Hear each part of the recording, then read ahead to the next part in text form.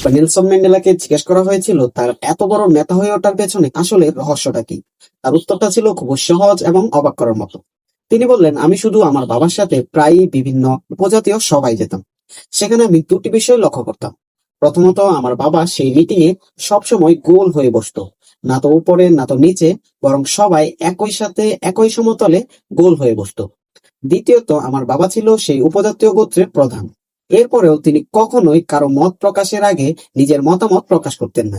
তিনি সবসময় নিজের মতামতটা শেষে প্রকাশ করতেন। বলছিলাম একজন ভালো নেতার গুরুত্বপূর্ণ দুটি বৈশিষ্ট্যের কথা।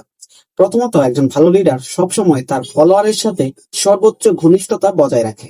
তার ফলোয়াররা যেন খুব সহজেই তার সাথে মত প্রকাশ করতে পারে, সেই রাস্তাটা তিনি সর্বোচ্চ সহজ করার চেষ্টা করেন।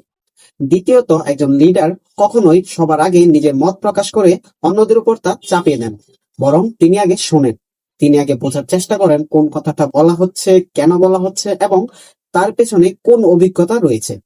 এরপর তিনি না বুঝলে প্রশ্ন করেন, এরপর বোঝান এবং সবশেষে তিনি সিদ্ধান্ত নেন। তিনি কখনোই তাড়াহুড়ো করে নিজের মত প্রকাশ করতে গিয়ে সম্মতি বা অসম্মতি প্রকাশ করেন না। এতে করে একদিকে যেমন তার অনুসারীরা খুব সহজেই স্বাধীনভাবে নির্ভয়ে নিজেদের মত প্রকাশ করতে পারে, অন্যদিকে সেই লিডার তার সিদ্ধান্ত নেওয়ার ক্ষেত্রেও তার ভুল সর্বোচ্চ এড়িয়ে চলতে পারে। পরের বার যে কোনো আলোচনা, মিটিং, সমাবেশ কিংবা আপনার কর্মস্থলে লিড দেওয়ার ক্ষেত্রে এই দুটি বিষয় অবশ্যই চর্চা করবেন, কারণ একজন ভালো লিডার অবশ্যই একজন ভালো শ্রোতা। নেলসন ম্যান্ডেলার এই দুটি বৈশিষ্ট্যের সাথে আপনি কি একমত, নাকি মনে করেন একজন লিডারের অনেক ক্ষেত্রে আগে মতামত দেওয়াটাও জরুরি? আবার অনেক সময় লিডারের সাথে ফলোয়ারের দূরত্ব থাকাটাও আবশ্যক? জানাতে পারেন কমেন্টে।